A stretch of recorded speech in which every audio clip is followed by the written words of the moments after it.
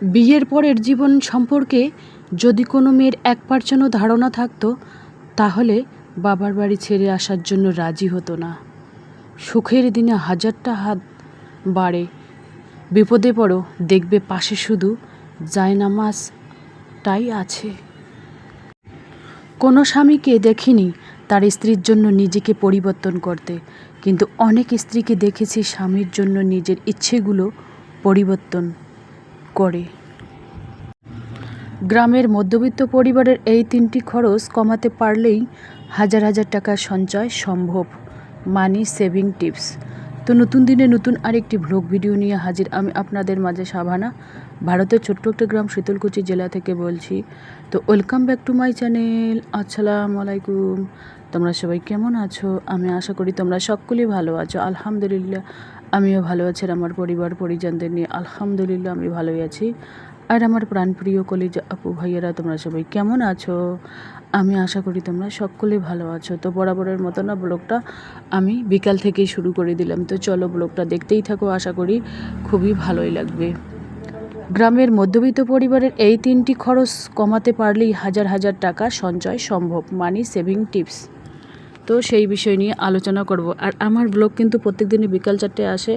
আমার ব্লগের কোনো না কোনো অংশে ভালো লাগলে সাবস্ক্রাইব করে পাশে থাকবেন।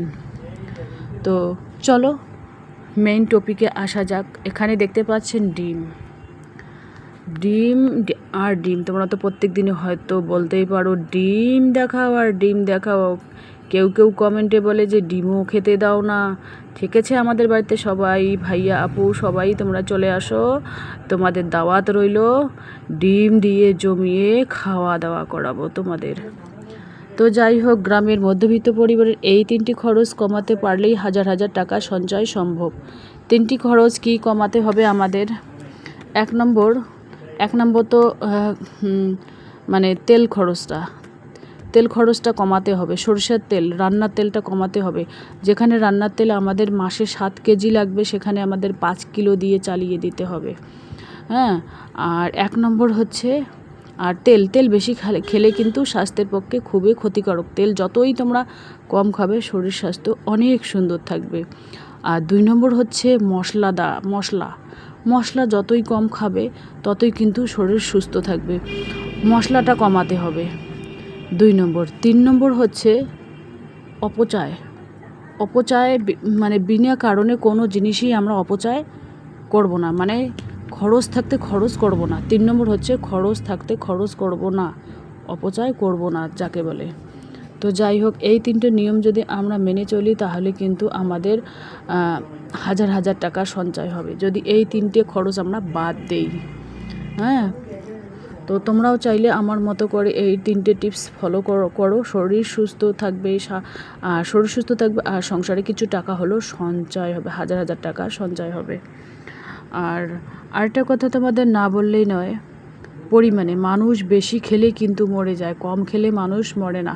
পরিমাণে যে কোনো জিনিস যতই কম খাবে ততই কিন্তু স্বাস্থ্যের পক্ষে ভালো, আর যত বেশি খাবে তত কিন্তু স্বাস্থ্যের পক্ষে ক্ষতিকারক। এটাই হচ্ছে মেন কথা। তো যাই হোক, গ্রামের গৃহিণী হয়ে ডিমের ব্যবসা করে কিভাবে আমি স্বাবলম্বী হয়েছি সেই বিষয় নিয়ে তোমাদের কাছে আমি আলোচনা করি। দেখুন, সংসার, ছেলে মেয়ে সবাইকে সামাল দিয়ে আমি যে একটা ইনকাম করতে পারছি এটাই আমার কাছে বড় পাওনা। ডিম বিক্রি করে বা ব্যাগ বিক্রি করে, এই দুটো ব্যবসা করেই কিন্তু আমি 10,000 প্লাস ইনকাম করতেছি প্রত্যেক মাসে। তোমরাও চাইলেই আমার মতো করে ইনকাম করতে পারো। 10,000 কেন, 20,000ও ইনকাম করতে পারো। যা যেরকম টার্গেট থাকে সে সেরকমভাবে কিন্তু ইনকাম করে। আমি এভাবে টুকিটাকিভাবে ইনকাম করি, বাট আমার সেই টাকা কিছু হলেও সঞ্চয় হয়। আবার আমার যে একটা দল আছে সেই দলের মধ্যে আমি দল চালাই সেই টাকা দিয়ে। তো তোমরাও চাইলে আমার মতো করে বুদ্ধি করে কিন্তু দল চালাতে পারো, আলহামদুলিল্লাহ। তো যাই হোক, ব্লগটা দেখতেই থাকো, আশা করি খুবই ভালোই লাগবে। আমার ব্লগের এরকম সাদামাটা ব্লগ তোমরা দেখতে পারবে, বাস্তব কাহিনী যেটা সেটাই কিন্তু আমি তুলি ধরি। আমি যেরকমভাবে ইনকাম করি, টাকা সঞ্চয় করি, ইনকাম করে কিভাবে ইনকাম করি সেই বিষয় নিয়ে তোমাদের কাছে আমি প্রত্যেক দিনই আলোচনা করি। এখানে আমি কোনো বানিয়ে ছানিয়ে কথা বলি না, সমস্ত রিয়েল কথাই তোমাদের কাছে আমি শেয়ার করি। আর প্রচণ্ড গরমের মধ্যে সংসারে কাজ কোনো দিনও থেমে থাকে না, যতটুকুনি হোক করতে হয় সংসারের কাজ। সুস্থ হোক, তুমি সুস্থ থাকো অসুস্থ থাকো তার উপর ডিপেন্ড করে না, ডিপেন্ড করে তোমার মনের উপর। মনের যদি ইচ্ছা শক্তি থাকে তাহলে কিন্তু অনেক কিছুই করা সম্ভব, ইচ্ছা শক্তি না থাকলে কোনো কিছুই করা সম্ভব না। এটাই হচ্ছে মেন কথা। তো টাকাই হচ্ছে মানে টাকাই সব কিছু বদলে দেয়, রূপ গুণ সবই কিন্তু টাকাই বদলে দেয়। তুমি যদি কালো হও না, টাকা হলে তুমি ফর্সা হয়ে যাবে। কি করবে, দামি দামি ক্রিম লাগাবে, পার্লারে যাবে, পার্লারে হাজার হাজার টাকা শেষ করবে। এভাবেই কিন্তু মানুষ এগিয়ে যায়। দেখুন টাকা থাকলে না, মানুষ কথায় বলে না, বাঘের চোখও কিনতে পাওয়া যায় মেলে। তো টাকা, এই দুনিয়াতে বেঁচে থাকতে গেলে 1 নম্বর ভূমিকা হচ্ছে টাকা। মানুষ যে বলে টাকা আজ আছে কাল নেই, ওটা ভুল কথা। ঘর থেকে পা বেরোলেই টাকার প্রয়োজন হয়, টাকা ছাড়া কোনো উপায় নেই। সেই জন্য আমাদের বেঁচে থাকতে গেলে অল্প অল্প করে টাকা সঞ্চয় করে রাখতে হবে। ভবিষ্যতে নিজের কথা, ছেলে মেয়েদের কথা ভেবেই কিন্তু কিছু না কিছু করতে হবে, সঞ্চয়ের দিকটা আগে বাড়াতে হবে। এটাই হচ্ছে মেন কথা। তো যাই হোক, চলো ব্লগটা দেখতেই থাকো। আর এই যে দেখুন, এখানে ডিমের অর্ডার আছে। এখানে আজকে ডিমের অর্ডার আছে কত, 7-8 পাতা ডিমের অর্ডার আছে। তো আমি ডিমগুলো আর কি বেছে বেছে নিচ্ছি, বড় সাইজের ডিমগুলো বেছে আলাদা করে রাখছি আমাদের খাবার জন্য। আর যেগুলো ছোট সাইজের এগুলো কিন্তু বিক্রি করব। আর যারা কিনে নেয় তারা কিন্তু সবসময় ছোট ডিমই কিনে নেয়, বড় ডিম কিন্তু কেউ কেনে না। তো ওই বিষয় নিয়ে আমি করি, তোমাদের সামনে আলোচনা করি। বড় ডিমটা এই কারণে মানুষ খেতে চায় না, বড় ডিমটাকে ভাবে পোলট্রির ডিম বা জিএসটি বা কী যেন বলে, ভ্যারাইটিস ধরনের নাম বলে, সেজন্য বড় ডিমগুলো খেতে চায় না, ছোট ডিম খেতে চায়। এই কারণে ছোট ডিমগুলোকে ওরা ভাবে দেশি মুরগির ডিম ভেবে খায়। তুমি সোনালি বিক্রি করো আর কি বিক্রি করো ওটা দেখার নেই, ছোট ডিমগুলো ওরা দেশি ডিম মনে করে চায় বা খায়। এই যে দেখুন এই ড্রামের মধ্যে যদি ডিম রাখা হয়, আমার এখানে 1, 2, 3, 4টে ড্রাম আছে। এই ড্রামের মধ্যে ডিম রাখলে কিন্তু খুব সুন্দরভাবে থাকে। তো যাই হোক, তোমরা যদি এই 3টি খরচ বন্ধ করতে পারো তাহলে কিন্তু খুব সহজেই হাজার হাজার টাকা আমার মতো করে সঞ্চয় করতে পারবে। দেখুন, তেল কিন্তু কেউ বেশি খায়। দেখুন, আমি কোনো মেহমানের বাসায় যাই, মেহমান বলতে কি আমার যে বাপের বাড়ি আছে ওখানে কিন্তু তেল প্রচুর পরিমাণে খায়। 1 কিলো মাংসে মনে হয় 250 গ্রাম তেল দেবে। 1 কিলো মাংসে 250 গ্রাম তেল দেবে। আমি অবাক, তেল একেবারে টপটপে হয়ে বেরোয়। তেলটা ওরা খুব বেশি খায়, ঝালটা কম খায়, আর মশলাটাও বেশি খায়, তেলটাও বেশি খায়, আর পানিটাও ফুটানো খায় না। পানি ওরা কিনে খায়, কিন্তু কিনা পানি তো আয়রন আছে। পানি যদি গরম করে ফুটিয়ে খাওয়া হয় সেই পানিতে কিন্তু আয়রন থাকে না। স্বাস্থ্যের পক্ষে খেয়াল রাখতে গেলে তেল, ঝাল, মশলা এইগুলো কিন্তু শরীর থেকে স্কিপ করতে হবে, তাহলে তুমি সুস্থ থাকবে।